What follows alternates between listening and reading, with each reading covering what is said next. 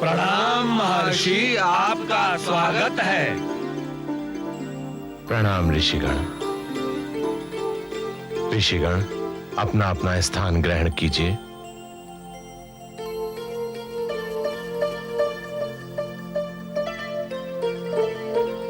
स्वयं ऋषियों, समस्त देवियां गौरी नंदन के पक्ष में आ गईं।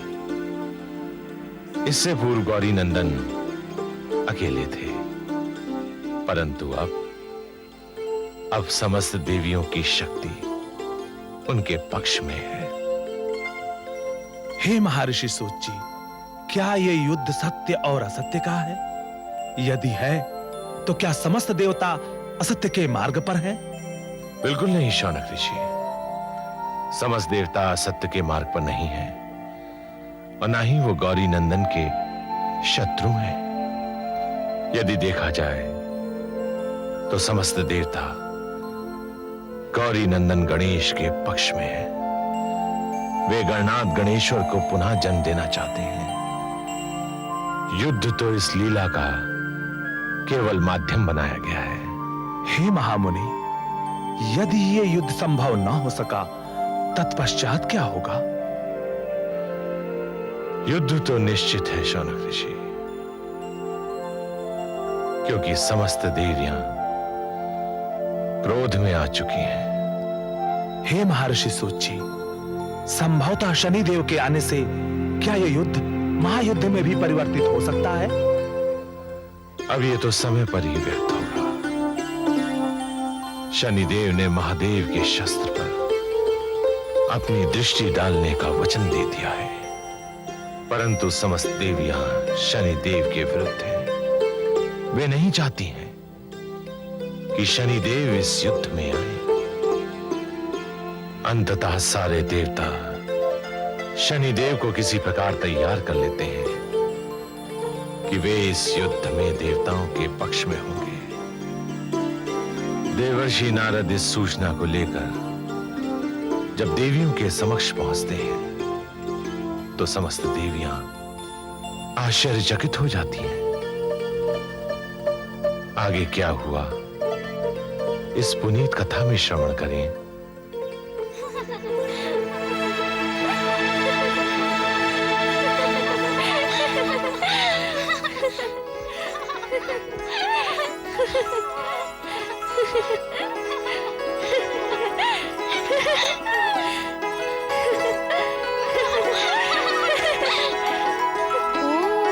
तो देवी जया और विजया हमारे हस्तनंदन के साथ खेल रही हैं। अरे गौरी नंदन, आप आइए आइए गौरी नंदन। कैसे हो हस्तनंदन? प्रणाम। प्रणाम। क्या हुआ देवियों, आप दोनों इतनी आश्चर्यचकित क्यों हो गई? हमें अपनी आंखों और कानों पर विश्वास नहीं हो रहा है गौरी नंदन। ये कैसा चमत्कार देखा हमने। हस्तनंदन ने आपको प्रणाम किया। इसमें आश्चर्य की क्या बात है? हमारे हस्तनंदन में अच्छे संस्कार है, इसलिए उन्होंने हमें प्रणाम किया। किंतु ये तो एक पशु है गौरी नंदन। ये तो विधाता का चमत्कार है, इसे आप नहीं समझेंगी देवी जया। हस्तनंदन हमसे बात भी कर सकते हैं। किंतु हस्तनंदन ने तो हमसे कभी बात ही नहीं की। हम तो सदैव इन्हीं के साथ रहते हैं। आपसे बात करें या न करें, किंतु वो हमसे निश्चित ही बात करेंगे। हमें तो अभी भी विश्वास नहीं हो रहा है गौरी नंदन। अब हो जाएगा। हम कौन है हस्तनंदन? गौरी नंदन गणेश। अब तो विश्वास हो गया। आप बताइए, माताश्री को छोड़कर आप यहाँ किस लिए खेल रही हैं? माताश्री ने स्वयं ही हमें खेलने की आज्ञा दी है गौरी नंदन, और कहा है हस्तनंदन को भी साथ ले जाएं। क्या माताश्री शयन कक्ष में है? अभी तो माताश्री शयन कक्ष में है, पर इसके पश्चात वह पूजा गृह में जाएंगी। माताश्री ने हमें आदेश दिया था कि हम उनकी पूजा गृह जाने से पूर्व ही भवन में लौट आएं। फिर तो आपको शीघ्र ही भवन में जाना चाहिए। माताश्री से कहिएगा कि हमारी चिंता ना करें, हम यही भवन के द्वार पर नियुक्त हैं। जो आज्ञा गौरी नंदन।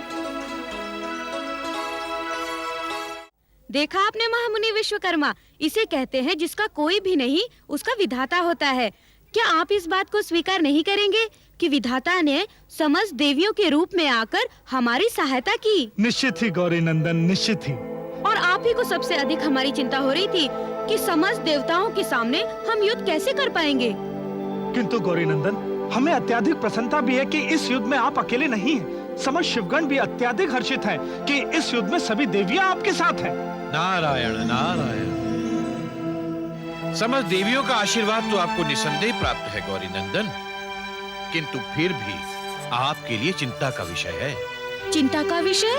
और नहीं तो क्या, समस्त देवियां आपके साथ हैं ये निश्चित ही हर्ष की बात है, किंतु महादेव के साथ इस समय सूर्यपुत्र शनिदेव हैं, ये है चिंता का विषय। चिंता की बात तो आपके लिए है देवर्षि नारद, हमारे लिए तो कोई चिंता की बात नहीं है।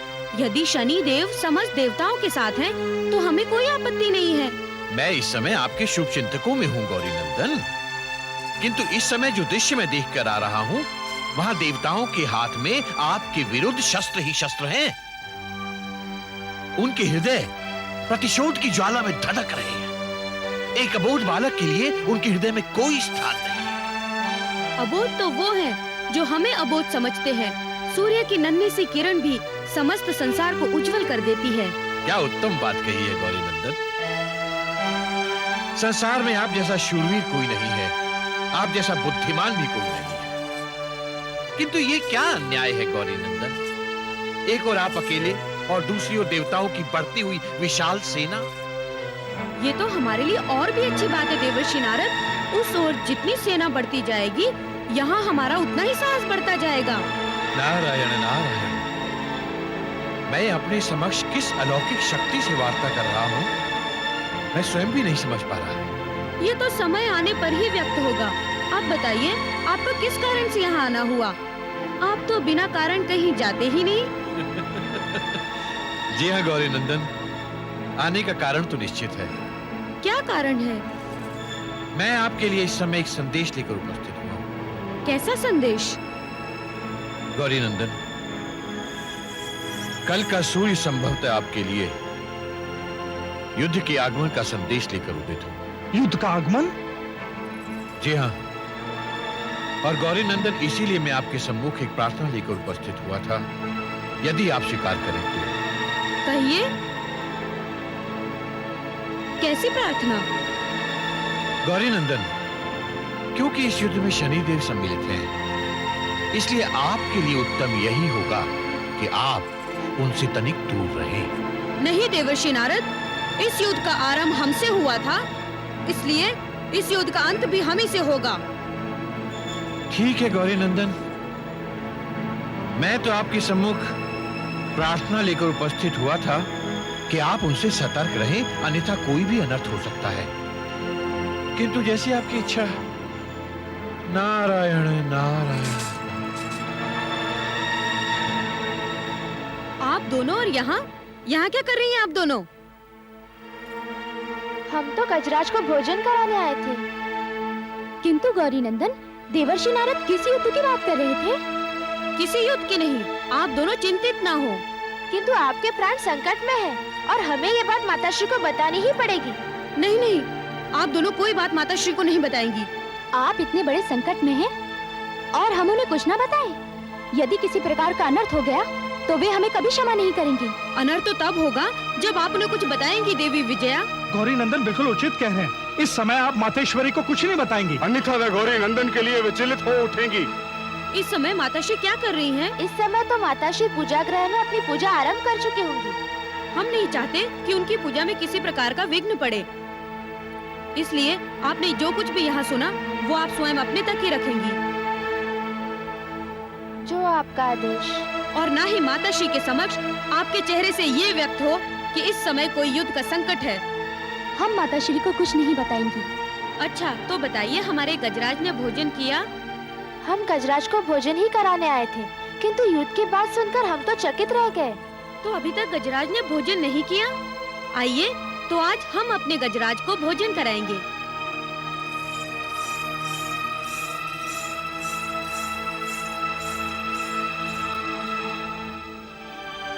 देवी गंगे आप? हाँ, वही देवी गंगे जिसे देखने के पश्चात कभी आप हर्षित हो जाया करते थे, किंतु आज विस्मित हो गए।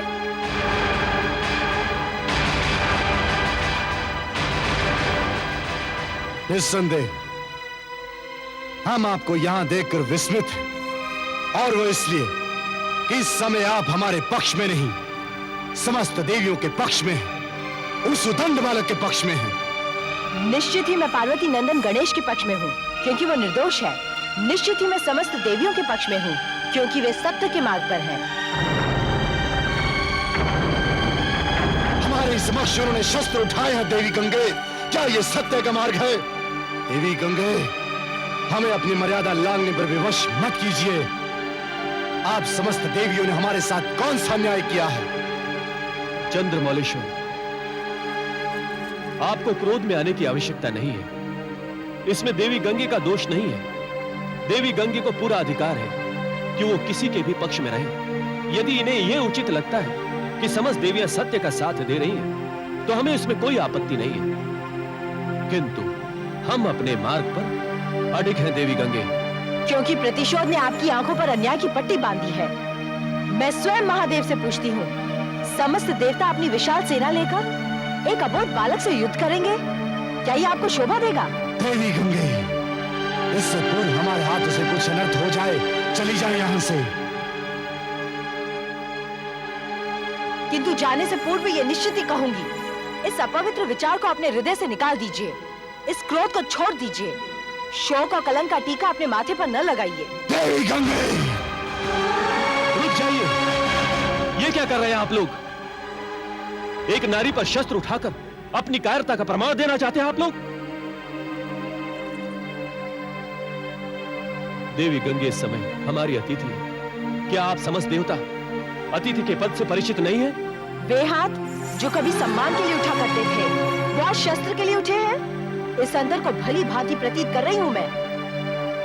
इनके लिए हम आपसे क्षमा के प्रार्थी हैं देवी गंगे। यदि मुझे ज्ञात होता कि हृदयों में इतनी बड़ी दरार पड़ चुकी है, तो मैं कदापि यहाँ नहीं आती। देवी गंगे, आप अपने मन में किसी प्रकार का मैल न लाएं। हमारी दृष्टि में आपका आदर और सम्मान आज भी वही है जो इससे पूर्व था। किंतु महादेव की दृष्टि में अब मेरा वो स्थान नहीं रहा। फिर भी मैं पूछना चाहती हूँ, ये क्या लीला है महादेव? ये किसके साथ युद्ध कर रहे हैं आप?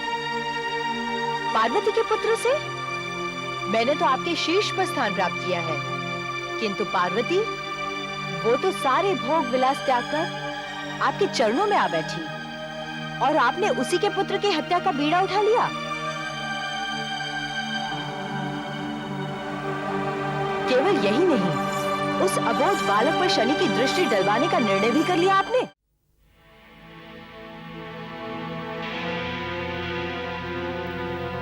प्रणाम देवी लक्ष्मी, प्रणाम देवी सरस्वती।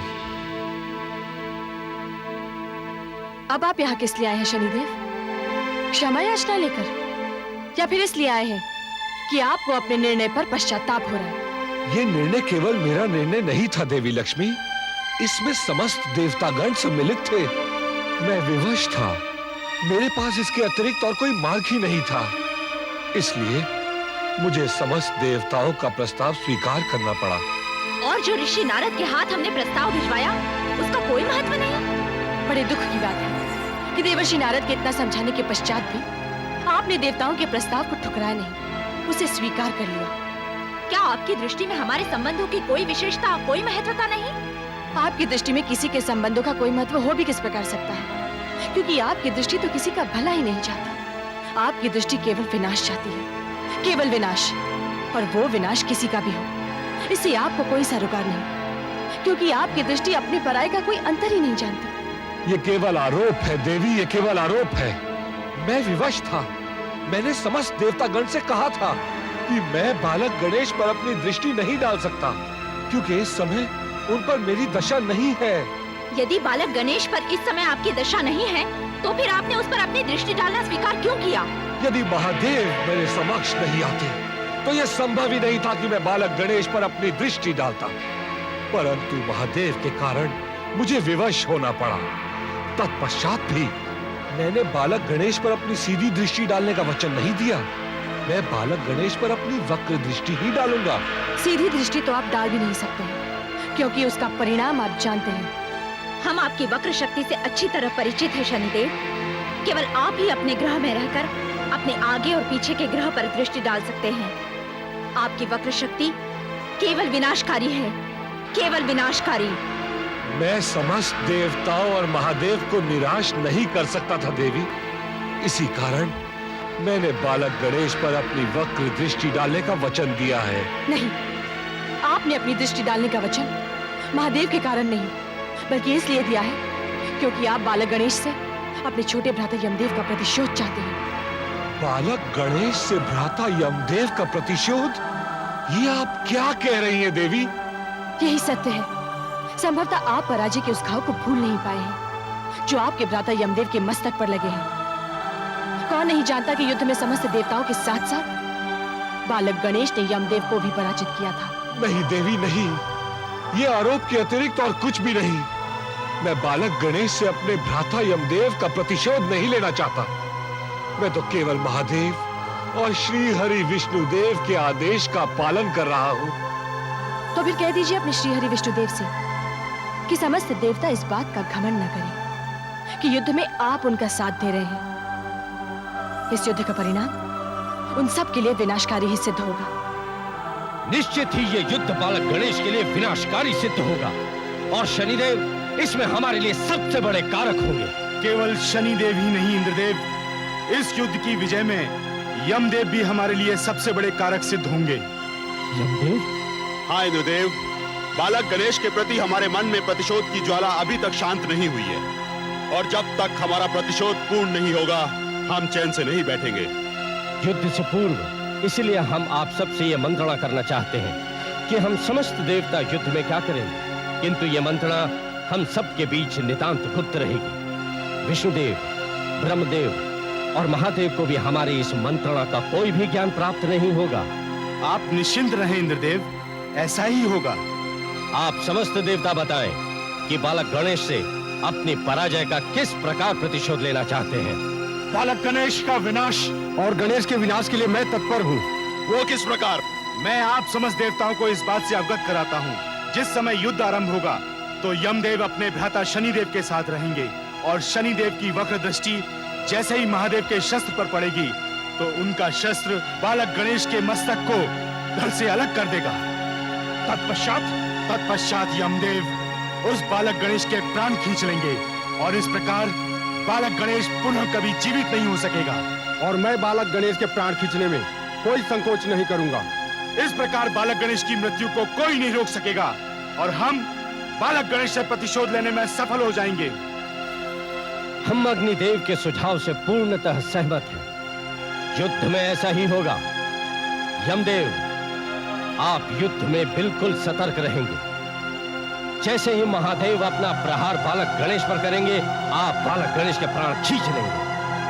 श्री हरि विष्णुदेव और ब्रह्मदेव बालक गणेश को जीवित करना चाहेंगे, किंतु ऐसा नहीं होगा। अब इस युद्ध में बालक गणेश की मृत्यु निश्चित ही है। हम बालक गणेश के शुभ चिंतक नहीं, उसके शत्रु हैं, शत्रु। देवर्षि नारद, हम बालक गणेश के प्राण लेना नहीं चाहते। ये बात आप उन देवियों को जाकर समझाइए। हम बालक गणेश के शत्रु नहीं, हम स्वयं उनके शुभ चिंतक हैं। नारायण नारायण नारायण। प्रभु, यदि आप गौरीनंदन गणेश का वध नहीं करना चाहते तो फिर ये सब क्या लीला है प्रभु? देवर्षि नारद, ये बात आप अपने पिता श्री ब्रह्मदेव से पूछिए। ब्रह्मदेव, आप स्वयं देवर्षि नारद को बताइए कि यह क्या लीला है। पुत्र नारद, ये सारी लीला है गौरी नंदन गणेश को पुनः जीवन दान देने की। पुनः जीवन दान? पुनः जीवन दान से आपका क्या तात्पर्य है पिताश्री? स्पष्ट है पुत्र, हम बालक गणेश को एक बार पुनः जीवित देखना चाहते हैं। नारायण नारायण, ये आप क्या पहेलियां बुझा रहे हैं प्रभु? पार्वती नंदन गणेश को उसी समय पुनः जीवित किया जा सकता है जब उनका वध हो, और उनका वध तभी संभव है जब उनके साथ युद्ध किया जाए देवर्षि नारद। प्रभु, यदि देवतागण बालक गणेश का वध करने में सफल नहीं हुए तो निश्चित ही महादेव के प्राण संकट में पड़ जाएंगे। नारायण नारायण, फिर तो घोर अनर्थ हो जाएगा प्रभु, घोर अनर्थ। यदि देवियां अपनी हठ धर्मिता नहीं छोड़ेंगी तो ऐसा ही होगा देवर्षि नारद। बालक गणेश के प्राणों की रक्षा के लिए महादेव के प्राण संकट में डाल देंगी देवियां। प्रभु, फिर तो देवियों को बालक गणेश के वध में कदापि बाधा नहीं बनना चाहिए। देवर्षि नारद, हम उन्हें यही समझाने की चेष्टा कर रहे हैं, किंतु देवियां इस समय हमारे परामर्श को स्वीकार करने के लिए तत्पर नहीं है। इसमें दोष देवियों का नहीं है प्रभु, अपितु नारी जाति के स्वभाव का दोष है। नारायण नारायण। प्रभु, आप तो नारी की गति और बुद्धि दोनों से भली भांति परिचित हैं। आप एक बार अपनी परछाई को पकड़ सकते हैं, किंतु नारी की गति को नहीं।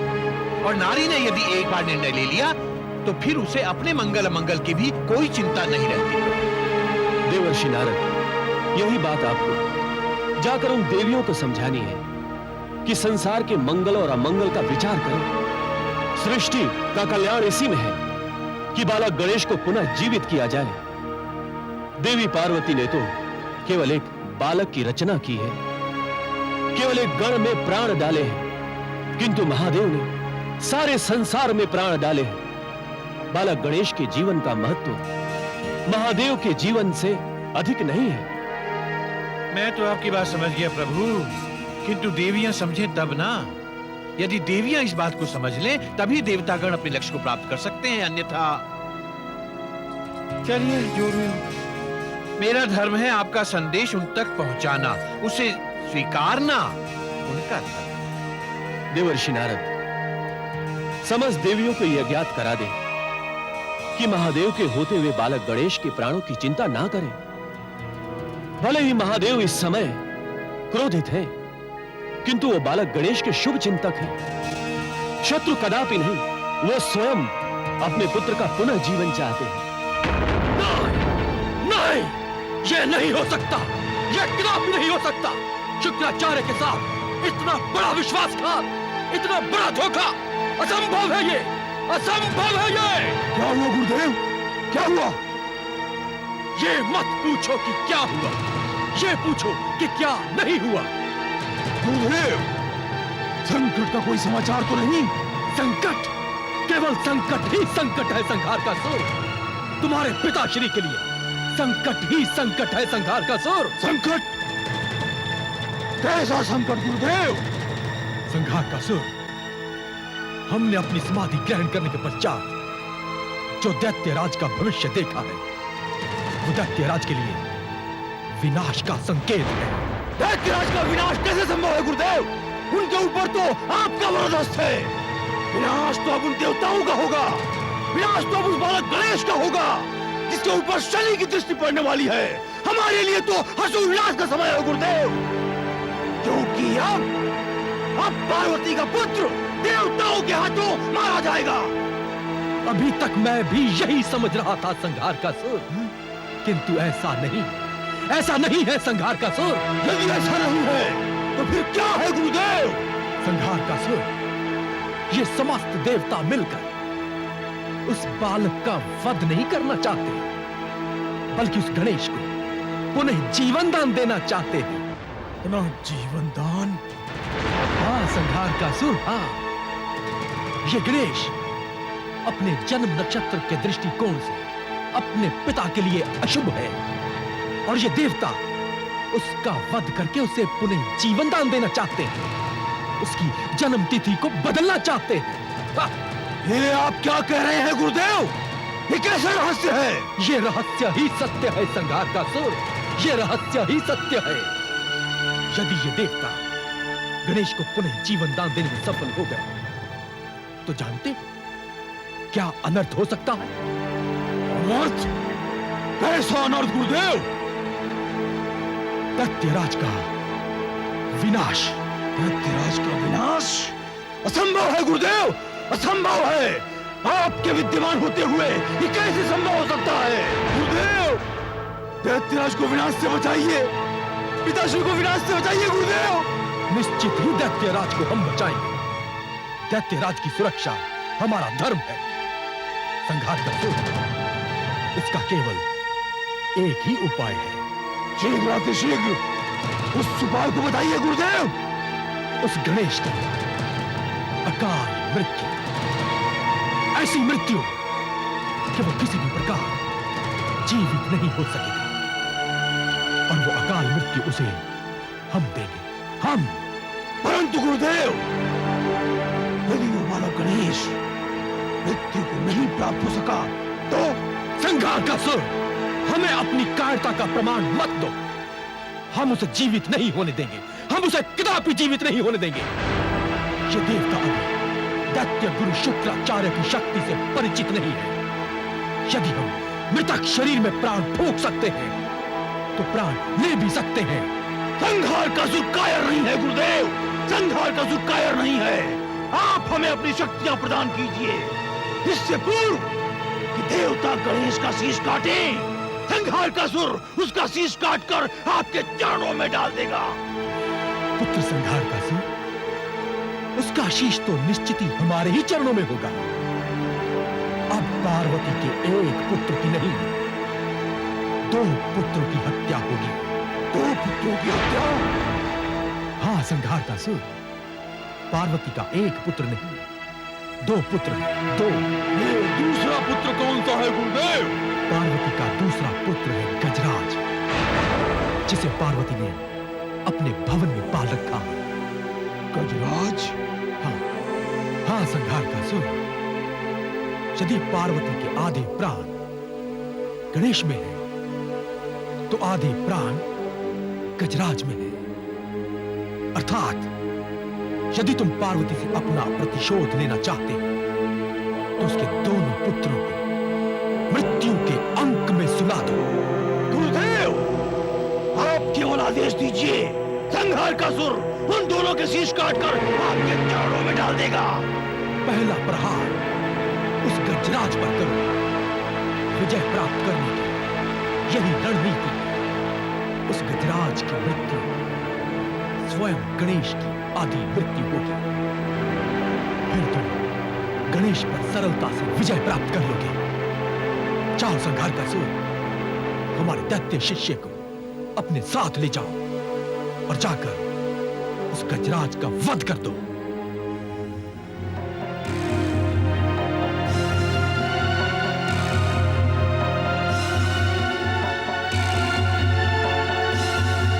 गजराज, आप कितने भाग्यशाली हैं। इस स्वयं मातेश्वरी ने हमें आपको सजाने का आदेश दिया है। जितना प्रेम वे पुत्र गौरी नंदन से करती है, उतना ही स्नेह आपसे भी करती है। आप दोनों में ही उनके प्राण बसे हुए हैं। किंतु अब दोनों के प्राण सुरक्षित नहीं है। अरे कन्या, यदि अपने प्राणों की सुरक्षा चाहती हो तो गजराज को हमें सौंप दो। नहीं। नानुआसुर, यही है वो गजराज जिसे पार्वती अपने पुत्र के समान समझती है। इसके प्रति भी पार्वती के मन में अगाध स्नेह है। हमारी दृष्टि के समक्ष ही इसके टुकड़े टुकड़े कर दो। जो आज्ञा। ठहरिए, ये गजराज माताश्री के हैं। यदि आपने इन पर प्रहार करने का अपराध किया तो आपको क्षमा कभी प्राप्त नहीं होगी। अरे वशिष्ठ कन्या, गजराज की समक्ष से हट जाओ, अन्यथा तुम्हें भी गजराज के साथ साथ मृत्यु के अंक में सुला दिया जाएगा। जया, इनके विचार देखकर मुझे किसी अनर्थ के घटने की शंका हो रही है। मैं तुरंत जाकर गौरी नंदन को ये सूचना देती हूँ कि हमारे गजराज के प्राण संकट में हैं।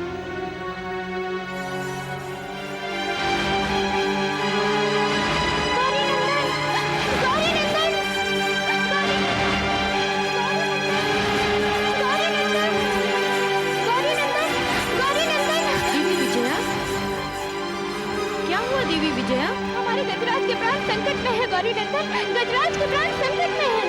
गजराज? हाँ गौरी नंदन, जल्दी चलिए, अन्यथा वो गजराज के साथ साथ जया के भी प्राण ले लेंगे। कौन कौन प्राण लेना चाहता है हमारे गजराज के? संघार का सुर। संघार का सुर? जाओ